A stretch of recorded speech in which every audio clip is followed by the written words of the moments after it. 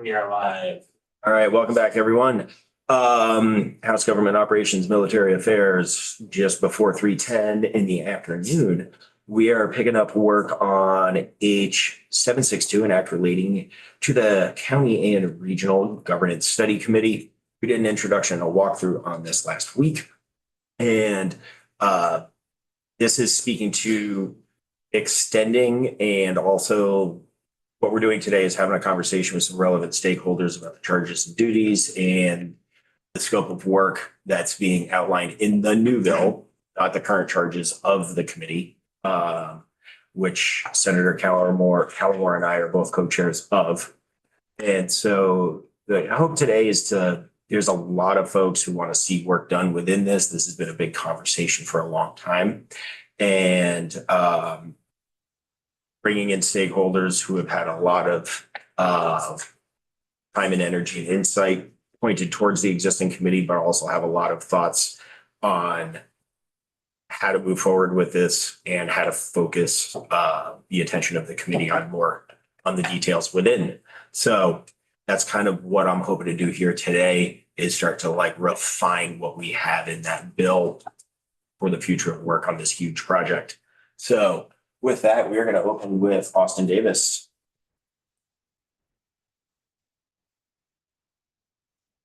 Good to see you, sir. Good to see you folks. All right. I've chatted with this committee before, but for the record, Austin Davis, Director of Government Affairs at the Lake Champlain Chamber. And the Lake Champlain Chamber represents businesses and nonprofits, just employers broadly in the northwest corner of the state. And I have as part of that work, we have a regional affairs committee, which consists of members of mine as well as partner organizations who work in the business association space more at the local level, even more local than we do, as well as, other providers in their area. And this group meets monthly, and we try to work on solutions to some of our region's biggest problems, as well as cross-cut some of the municipal noise.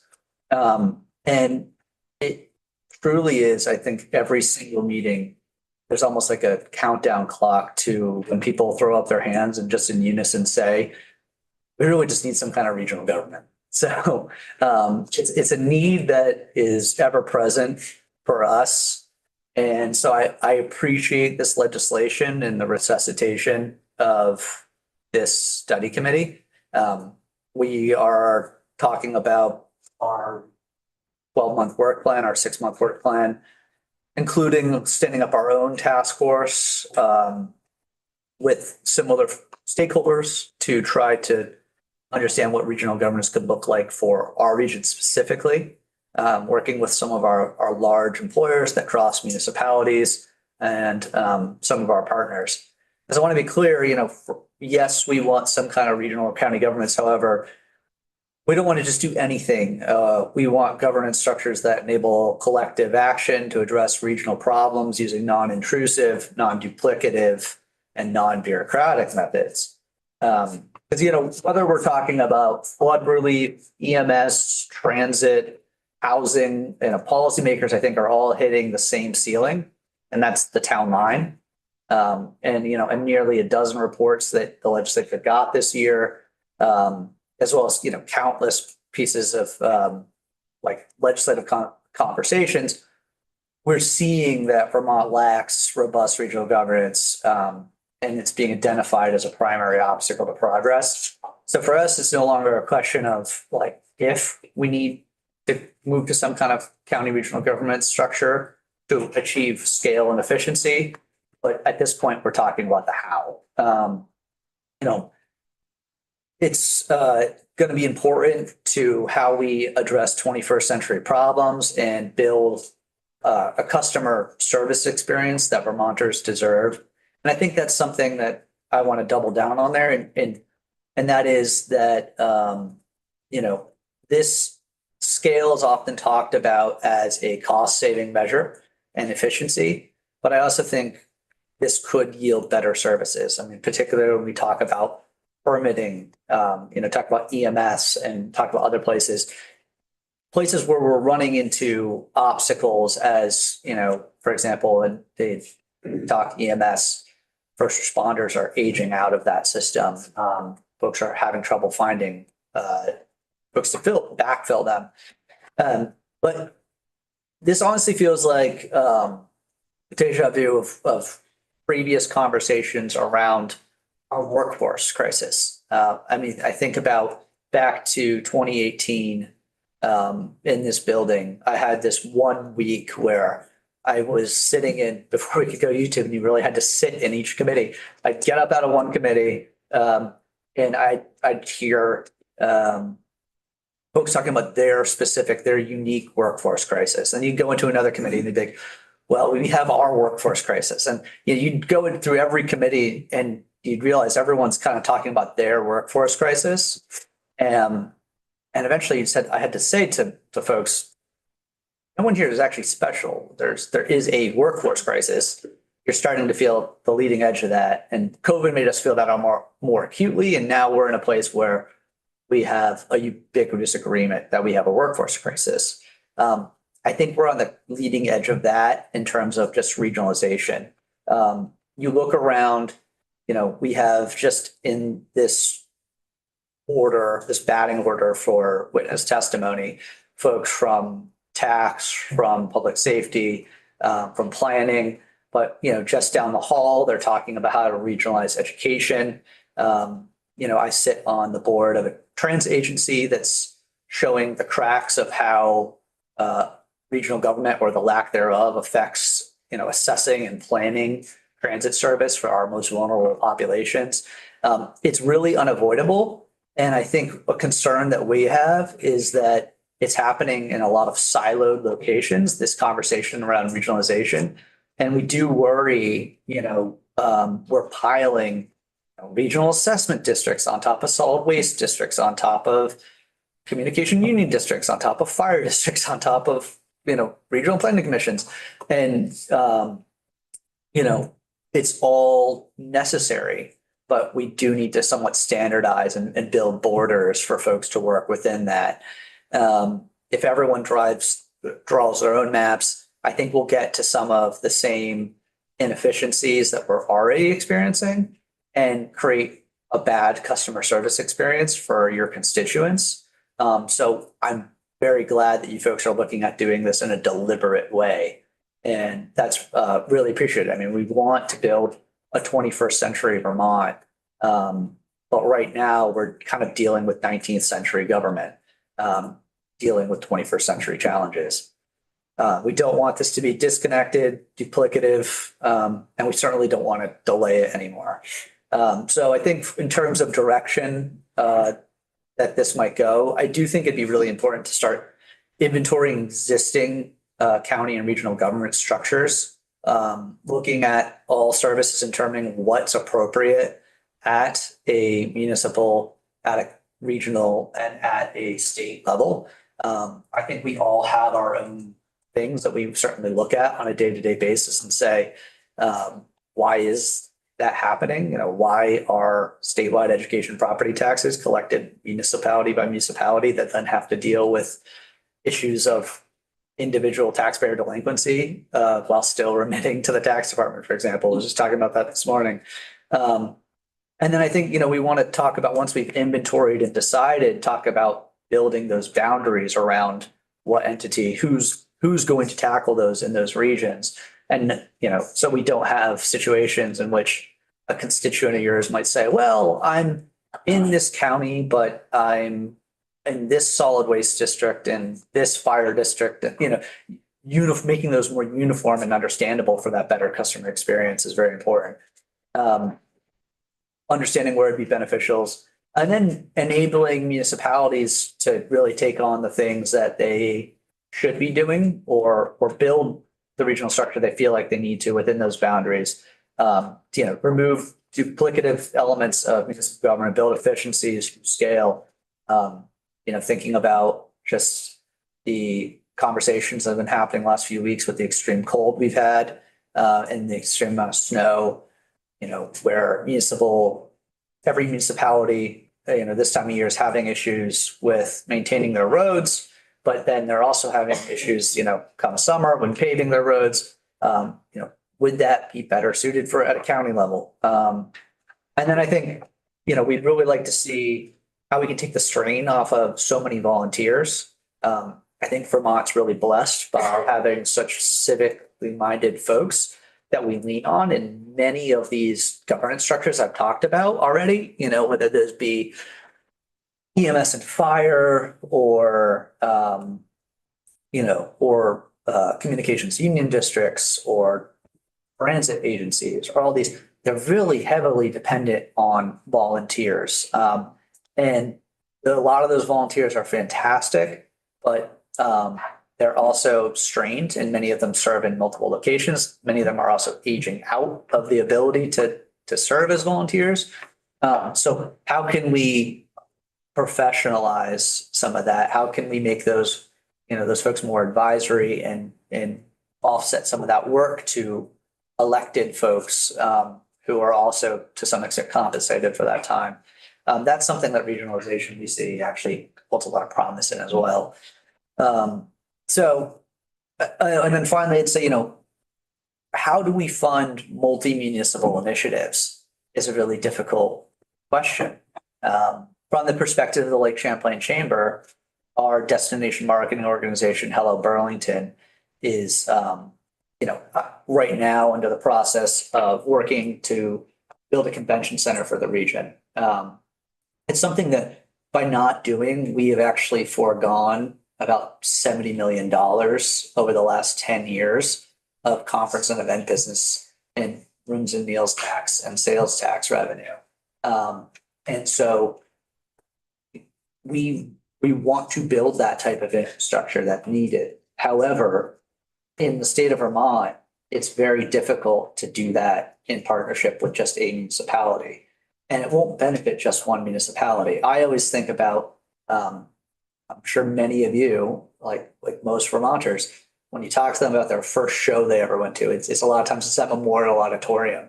But now when we talk about how do we foot the bill for repairing Memorial Auditorium, it's a Burlington taxpayer problem. So it's a Burlington taxpayer problem, but it's a regional asset, for everyone who lives within driving distance of it. And ideally, we'd have a method that everyone in that region could contribute to that regional asset that we all benefit from, despite where it eventually is, the brick and mortar location of it is. That's a really big question we're grappling with. Like, how do we have nice things that we see in other states, large convention spaces, performing art spaces, attractions? How do we fund regional initiatives that tell folks of our story and attract tourism through marketing without, when we're hitting the same ceiling as I discussed earlier, which is the town line ultimately.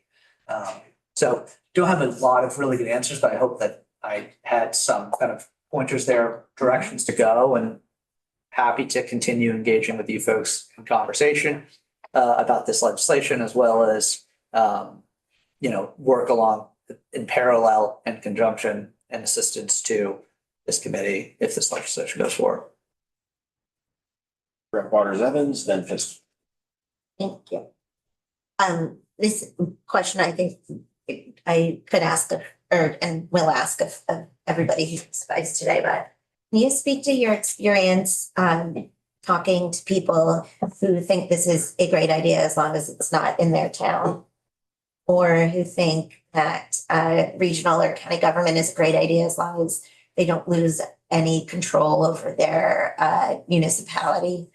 I think in theory, these are all good ideas. And I also think I'm from Charlotte. And when I ask my constituents, what would you like to see different? Almost universally, the answer is absolutely nothing. Yeah. We are happy with things the way they are, except for their taxes, of course. So, do you hear from people about this, or do you have an idea about how we strike that balance? Or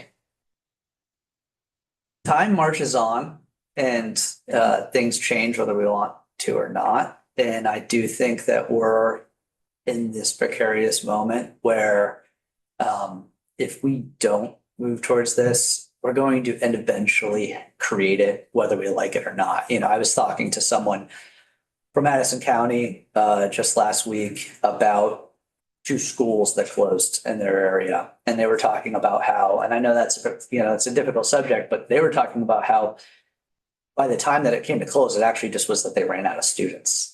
Didn't have a critical number of students to even have the school open. And, I think we oftentimes kind of push back on changing things, but we're just delaying the change that is inevitably going to happen. So in the context of municipal government, I mean, there might come a day where we just can't staff municipal road crews. And we're just, the staff we can get, we're basically just ping pong between four municipalities that are neighboring as they go from one to the other for chasing a dollar raise every 6 months. And eventually just ending back up in your municipality when you raise the wages. If we had a county road crew, like we could just get out ahead of that. We could start actually, developing a ladder for folks who are on that road crew to get towards management, not just be one of two road crew members in that small town. And then we think about like just the experience of an everyday Vermonter. I don't think they realize how difficult things are. In my region, you can steal something from a retrailer in Williston and get on a bus that's barely getting paid for because of an outdated charter. That means that assessments can't necessarily happen. And then get to another municipality and law enforcement actually have a difficulty interacting. Then, there's just all of these, like, in just like one instance of retail theft, you could almost like have 6 layers of municipal government in it, and it just drives inefficiency. And you think about how difficult it is for, your constituency, my members, to navigate these town lines that feel very arbitrary. Or in our destination marketing initiative, it's called Hello Burlington, and it talks about the pride market of Burlington. When we have visitors come in our visitor economy, they talk about how awesome it is that Burlington has a ski resort within the city limits. And, people go, well, that's actually not Burlington, that's Bolton. They go, I don't care. Like at the end of the day, these lines that we all think about as very important are kind of imaginary, and they're also holding back progress and shit like cost sharing and resource sharing and all these other things. Rep. Pisnall, then Rep. Hooper, Burlington. I can see some goodness out of this. For instance, county court costs. It's based on the grand list. So I'm from Dorset. We paid almost 50% of Bennington County's court costs, which we probably might have 2 people in a month to court, where the other towns, smaller towns who pay little of nothing for the court costs are monopolizing all the time of the court system. So having some sort of governance in how it gets paid for other than through grand list values is another maybe towards user fees or something. I don't know, but it's astonishing every time we get a court bill, is how much we're contributing to their annual budget and how little we use it. Yeah. But then when you get talking about the fire departments, they're so scarce and every fire department's got a sign up front looking for volunteers. Yeah. And so regional fire departments is probably a sign of the future. When you can get a larger department and maybe even have to have some paid firefighters. They're on call, so that you're not drawing from all the different regions and then just going out. And then supplementing with volunteers as well. Right, sort of like the rescue squad. Yeah. Yeah, so in some aspects of government, it makes sense to have county.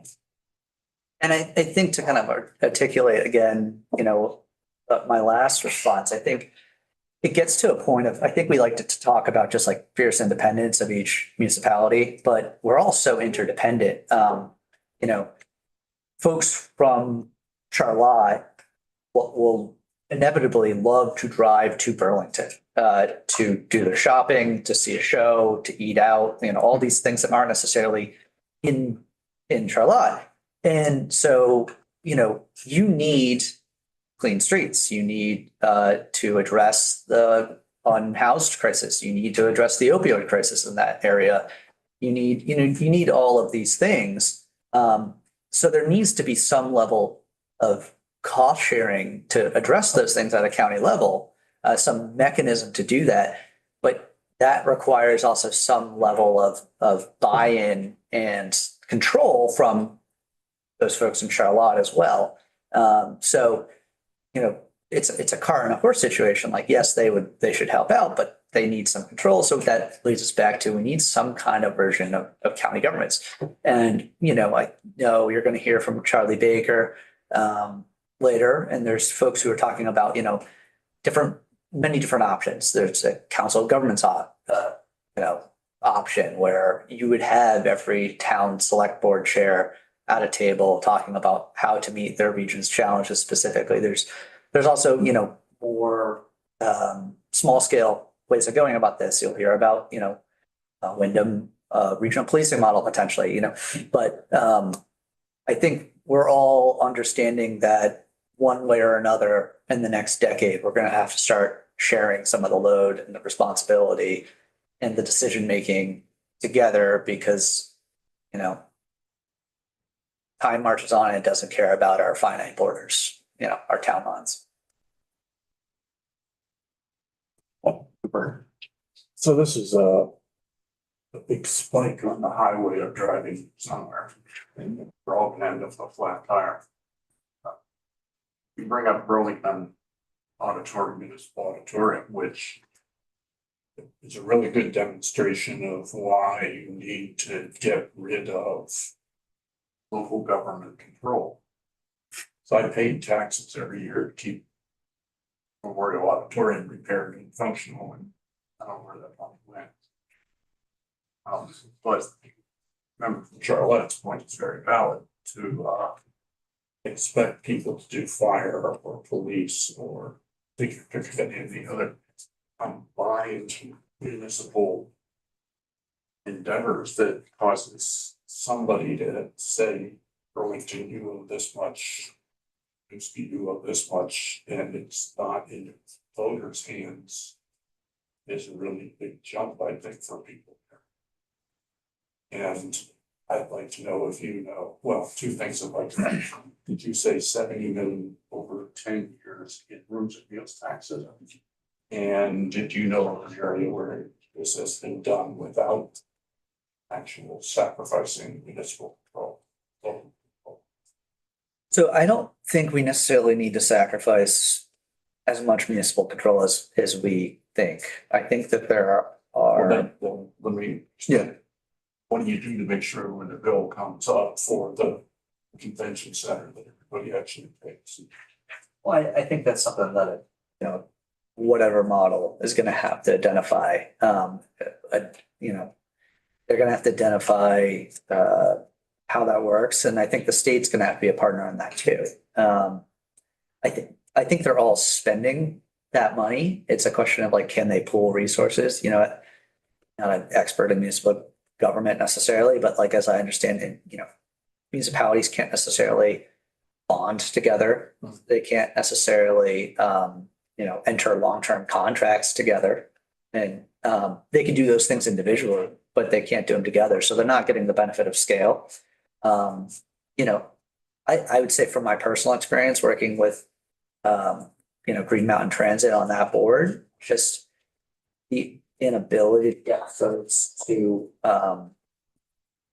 the inability to kind of build a consensus with the folks who are on the board versus the folks who are leading each select board or, you know, city council is difficult. So you want to almost like cut out a layer and have the select board chairs and city council presidents all in one room together. You know, that's the emphasis behind the COG model, for example. But, you know, we're very unique here in Vermont to not have county government, you know, and which is incredibly ironic for a state that is the size of counties in other states. So I think it's long overdue. And I think, as I've pointed out, I think as we deal with our demographic crisis, our, you know, the increase in natural disasters that we're seeing that don't care about town lines, And just our interaction with the federal government, time and again, we're seeing that, we need a bit more scale to our decision making. And I don't think it's antithetical to local control. I think it's just, it's about partnerships between municipalities to a large extent to achieve mutual agreed aims. 70 million. So 70 million's in foregone business, in terms of convention. So tax would be a percentage of that. Okay. That's also difficult just because, and this gets back to, when one person in the region does well, everyone in the region does well. You would think that when we start talking about a convention center in Burlington and we say it likely has to be within 5 to 10 minutes of the airport, that you would hear from folks saying like, oh, I don't want that. I'm in Essex, or I'm in, name other communities further away. But the general managers in all those hotels, they understand compression. They understand spillover. They understand that if the 1,000 room nights in Burlington are filled because we draw a convention in, and we draw in all these people with their per diems, that anybody who wants to come to Burlington for for that time period as well can't book a room. So then they have to go 20, 30 minutes out and they experience a new part of Vermont. Maybe they haven't before. And then they come back, and then all state revenues, this rising tide is lifting all ships. And I think it's a good lesson for just how this regional governance can work. I think we're all looking at it from a perspective of like, well, what can it take from me, but what can it do for us all? What if we could together collaboratively, look beyond just our own municipals resources to combat regional challenges. I mean, it's a powerful message to bring forward. Anything else for Austin? Well, thank you all. Your time is heard. Forward to partnering with you further. And up next, the digital Charlie Baker. Hi, Charlie. Good afternoon. Thank you, Chair Byrong and members of the committee for allowing me to testify virtually. Appreciate that. For the record, Charlie Baker, during the day, I'm the executive director of the Chittenden County Regional Planning Commission. And oftentimes, or most of the time when I'm testifying in the legislature, I'm testifying on behalf of the State Association of RPCs, which is called VAPTA, the Vermont Association of Planning and Development Agencies. And so I'm here really speaking here on behalf of all the RPCs with you tonight, today we've been talking about this issue a lot as it's coming up very frequently. One point I would like to make sure to let you know is that between the RPCs, VLCT, and even UVM did a study this past year called VERDA, which I never remember. I'm sure V is Vermont. I can't remember what the E is, but Rural Technical Assistance. But they did a survey of town officials, and we've done surveys of town officials. There is really a lot of interest. One of the main recommendations that came out of that VERDA study, if you're interested, I'll share the link that you can check out later. The Leahy Institute did it. But one of them was to really look at this issue of regional governance. Are there other ways to provide services more effectively, maybe more efficiently, and to take some burden off of really largely volunteer-driven municipalities that are, most of them are struggling to provide the services that they're expected to provide. And this is something we hear consistently, and it's not around one particular service area. It's across the board. You've already been talking a little bit about public safety. I just talked to my peer in the Two Rivers region. He's been asked by a few towns to provide select board administration services. So he's doing that. Zoning administration, a few of us are providing those services to multiple towns. Planning services, of course. A lot of us help support the creation of communications union districts for broadband services in our regions. Solid waste, some of us are supporting the solid waste districts, but those are typical multi-municipal organizations. assessment. The legislature dealt with that over the last couple of years, right? And moved that to the state level of government with a regional model embedded in the state model. So I just kind of make that point to say this is really an issue that is coming up a lot around a wide range of services. And there's a lot of concern and anxiety about how to, what our future looks like if we don't change our system. The point that Austin just made about elected official accountability and local elected officials, I think, is a very big one. I don't think anybody wants to add more government. Like we have plenty of government for 650,000 people. It's is there a way to restructure and make it more efficient? Definitely one of the things that has been bubbling up, and I think you'll see some of it in the Verda recommendations, but we've been getting this feedback also of just wanting to make sure that local elected officials still have that elected accountability. I think there's a concern with, like even RPCs in my job, I'm not elected. I got appointed by a board. Some of my board are elected officials and some aren't. But is there a way to, make that more accountable to the public by making sure elected officials are on boards like mine? As the RPCs have been talking about this issue, we're interested. We think there's an opportunity to evolve what we're doing because we already have the municipalities at our tables. And then I guess I definitely support the bill, Mr. Chair, and I appreciate that you're making some amendments to it to extend the deadline and change a little bit about how the chair is elected. I have a couple of suggestions, maybe. One of them I sent to your staff assistant, Nick, there. But it would be helpful, I think, to add another thing to look at which services that are currently provided at the municipal or state level might be better provided at the regional level. A second question is it'd be helpful to start the conversation about how are these things funded?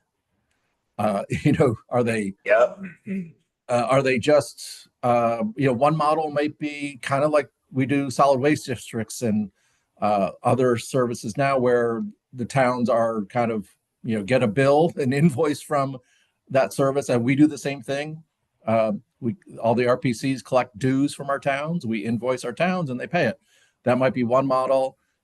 Or, should they be something analogous to the assistant side judges, who are actually doing I don't know exactly how that system works, but that would be interesting to know because, they are, I think, doing a budget and a fee that is then incorporated into the municipal property tax, or at least they have a component of sort of like budget review, analysis, and execution within their charge and duty.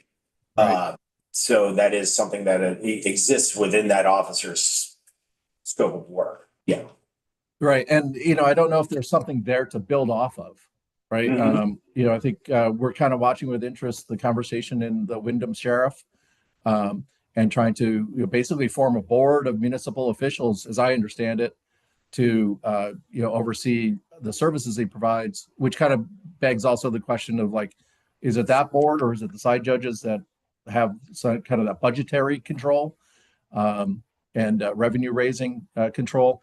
So anyway, just point made, the revenue and how that works. And I think the accountability to elected officials, I guess would be kind of my third point, is also, I think, a really key dynamic that has been coming up out of conversations that I've been a part of, frankly, over the last probably 10 years. And I should, maybe I should have prefaced this. I've, been in Vermont. It's getting close to 20 years, so I'm pretty new. But I worked for 2 county governments and 2 regional governments in the greater Philadelphia metro area before moving up here. And, people, county or regional governance, I think it really depends on the model. The Council of Governments model has been interesting, in that it would have the local elected officials be that board. I sometimes have been calling it in Vermont the Council of Towns, just to be a little more plain speak about it. And then interestingly, over in New York State, they have a variety of flavors of county government, but one of those flavors is where they have the Board of Supervisors is the county legislative body, and it's essentially the select board chairs for the towns make up the legislative body. And I think there's like 12 counties in New York that operate under that model. They have like 4 or 5 different models in New York State. So anyway, just throwing that food for thought. It's probably more appropriate to bring to the committee when they start getting back to work. But just wanted to plant some seeds with you. Yeah, and no, thank you for that detail, Charlie. And like within, I guess I have a question within what you just said right there with that Council of Towns structure. Yeah. In New York, how many individuals would that be at a county level? Like ballpark, do you have any idea? Yeah, I don't think their counties are too different than ours, so 20-ish towns, in a county is not unusual. I think I saw there's one county that has 5,000 people, which may be a little smaller, that uses that model. But another, I think the largest county is Saratoga County, and it's hundreds of thousands of people, a few 100,000 people. So there's kind of a range there in New York. Yeah, no, and you're right. That's like a better thing for the I'm going to say we as the co-chair of the committee to start refining within that work. In the side judge conversation hadn't come up like with a couple of other people who have been evaluating this for a while. Any questions for Charlie right now from the table? Rep. Nugent. I was just wondering if there are any policy barriers right now to towns working together that you're aware of, just out of curiosity, maybe aside from the study, or if there's ways that towns and cities want to work together that the legislature could help with. Yes. And I will, we provided the kind of chief staff support as we formed the communications union district, but we had to create a new municipality essentially, right? And had to take it through the voters, created a new municipality. We did the same thing with towns when we created a public safety authority, when we were looking at regional dispatch a number of years ago. The CUD worked because the state funded it. The public safety authority kind of has not succeeded really out of a funding gap for capital at the front end. And I bring those up a little bit to say, it kind of works if there's money, doesn't work when there isn't, shockingly. But the bigger barrier is, frankly, the fact that we don't have a regional government structure that makes it easier for towns to work together. We spend a lot of time working with our towns trying to help them do things together. Sometimes they're able to contract with one another, and that always works fine. But there's a differential in the power structure there, right? One town is contracting with another, the other controls the service and provides it. We just watched Heinsberg and Richmond go through a pretty lengthy conversation to see if they could share a police department. And from my outside view, I wasn't a party to that negotiation, but it did collapse over this governance issue. I think in particular, Richmond really wanted to share governance and share control of the service. And I think Heinsberg really wanted to contract their service and just get paid and have a more of a contractual relationship than a governance relationship. So, sorry, Representative Nugent, that's a long answer, but it's really, we don't have a structure that really allows them to just say, hey, we'd like to contract with the regional government, whatever it is, county government, and provide that service. And maybe multiple towns are doing it, and maybe all the towns are doing it. But the structure just isn't there to make it easy.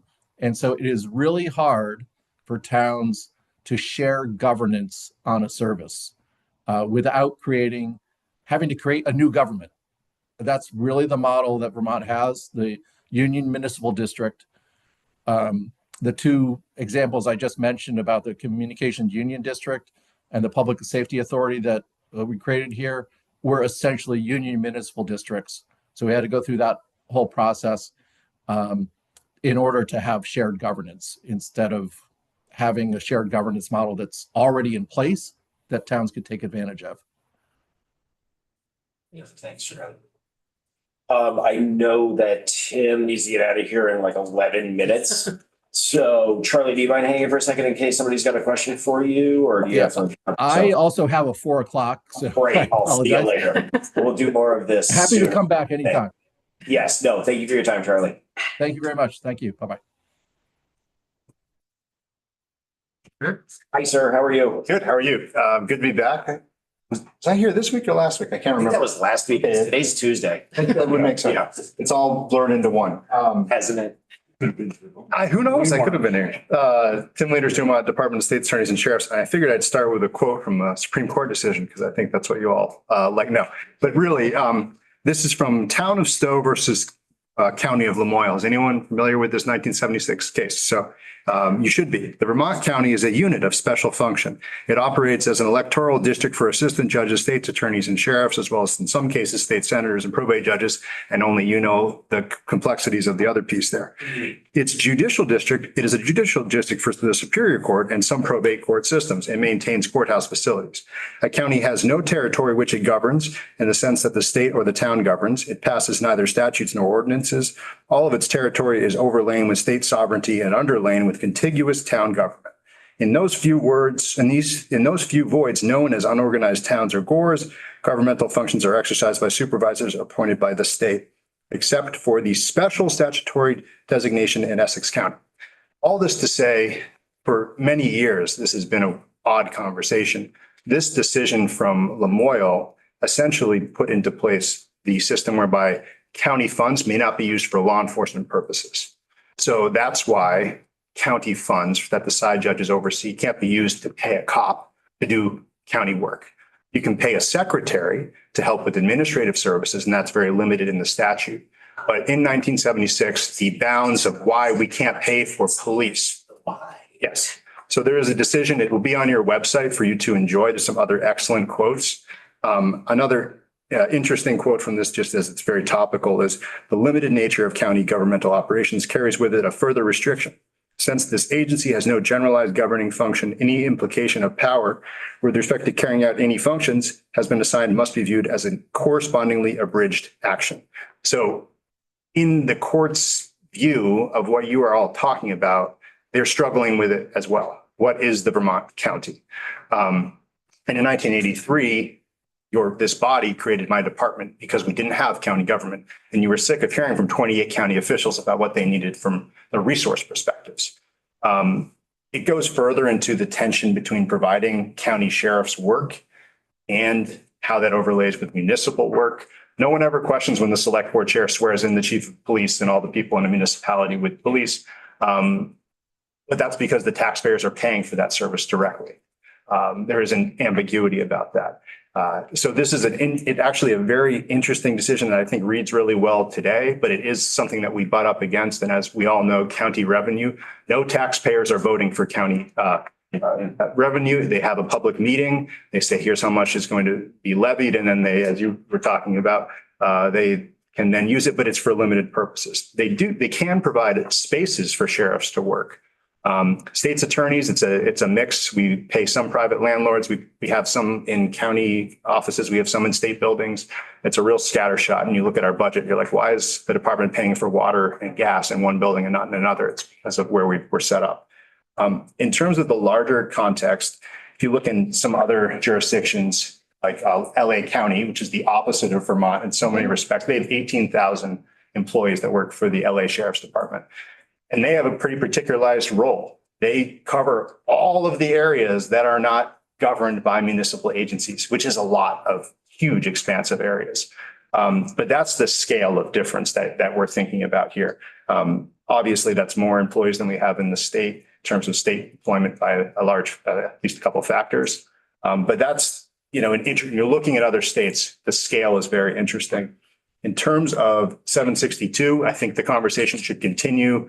We appreciate being involved in that conversation and happy the deadlines are moved out, and we'll absolutely be as helpful as we possibly can. Our scope is really about public safety. And you absolutely are engaged in this other conversation about a bill starting in the other chamber, S255, on the Windham County pilot that Sheriff Anderson can talk to you all about in much more detail than myself. The three converging factors are really what drives a lot of these conversations from our perspective. Financial instability. The current model, at least as I'm familiar and as you're dealing with in here, relies heavily on individual municipal contracts in terms of sheriff's departments, law enforcement coverage. If one town pulls out, sometimes that means an officer needs to be fired. It can't sustain person having their employment because the contract's no longer there to support it. It takes about 12 months to recruit a new person and then put them in a car or a location and have them be certified to do law enforcement work. So we can't turn on and off in terms of what the sheriffs do. It isn't like, oh, we've got someone waiting in reserve. It takes about a year. And then the patchwork of coverage. As we know, most law enforcement agencies are having issues with staffing. And so if a sheriff isn't providing law enforcement to a particular municipality, sometimes VSP is also very stretched. And if they don't have a municipal agency, it's a gap, particularly when you're dealing with issues like lack of cell phone service, as well as geographic issues in terms of getting to and from. So those are some of the broad issues that we've seen. And again, some of the sheriffs can provide much more granular what they see in their communities. And I would continue to encourage what I think is an excellent testing ground conversation, a narrow conversation on S255, the Windham County pilot, because I think in the law enforcement realm, you can kind of suss out and sort of talk through hypotheticals in the context of S255. But if anyone had any questions, that decision from Loyal County is on your website at some point and available for you to read as kind of a helpful document as to why we're here, really, I think, in terms of some of the gaps that we're talking about. And county government is described in a borderline humorous way in that decision, but it's not unfounded here. It clearly has limitations. Yeah. No, thank you. That was a lot of information in a short period of time. So thank you for that, very concise delivery. We have questions for Tim right now on his components. Yeah. Always happy to come back. Yeah, no. And this is not the end of this conversation. As you know, we've been having this chat for a long time. So, I'll just stop there. I know you got One other thing I was going to mention is our department also provides funding to an existing intermunicipal entity space, which is the SIU program, special investigations units that do particular types of law enforcement work. And sometimes they have local boards. Those boards are comprised usually of law enforcement partners, DCF, local law enforcement, and then we grant those boards dollars from our grant fund from the department to do certain types of work. But it is an interesting area of statute that, in my opinion, does deserve a little bit of cleanup at some point, not this session, because it has been a helpful way to do a particular type of thing. But if there was an umbrella, like what may be created in S255, you wouldn't need to create SIU particular statutes. You would just have an entity to put it within. So you wouldn't need to create a special statute. So I think this conversation is very helpful and would potentially impact in a positive way the SIU funding that we do. That's really it for me, Mr. Chair. All right. No, we will definitely pick up the conversation with you at a later date. So I appreciate your time and pushing up to your daycare calls. No, I knew exactly why you had to get gone at 4 p.m. Yes. All right. And finally, Jill Remick, is that how you pronounce it? All right.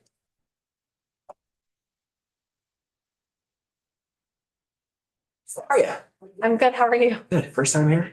Yeah. So, yes, this is my first time in this committee, at least in this new room. I'm sure at some point I've interacted with GovOps. So my name is Jill Remick. I'm the director of the Division of Property Valuation and Review, which is the division in the tax department that works with municipalities to administer statewide education tax system and also everything related to maintaining there's the statewide education grant list. So we work very closely with municipalities on a day-to-day basis. And the reason we've been, eagerly following the regional county conversation is because, as Mr. Baker mentioned a little while ago, for several years, we've been working with the legislature to try to find ways to deliver reappraisal services to municipalities in a way that makes sense and can help us get caught up. And so last year was the second of a few different bills that have basically created a regionalized assessment district model. And so just for background, in most states, and you probably hear that a lot when you're in this regional and county governance conversation, but in a lot of states, the responsibility for carrying out reappraisals and assessment work is done at a more county or district level. We do not do that in Vermont. So right now, every municipality is responsible for contracting with a contractor to do their reappraisal. And the reappraisal is that regular, basically, reassessment of all the properties in your municipality. So this is beneficial for the education grant list and also for the municipal grant list on which all of our property taxes are based. And so over the last several years, we've had a bit of a snowball effect where property values were changing significantly. We get fewer and fewer people in the field able to do the work. And we were really finding that, especially some of the smaller municipalities, were not actually even finding a contractor who could come in and conduct their reappraisal. So, and by all means, I'm happy to answer questions. I feel like this might be a committee that knows a bit more about municipal governance, average bear. And so we, in a lot of our research, we worked with a national organization. We've held stakeholder engagement groups. We really wanted to find a way to basically help municipalities join together to conduct their reappraisals on a regular basis. So there is now in statute a 6-year reappraisal cycle. And then most recently in Act 73 of 2025, the establishment of these regional assessment districts was created.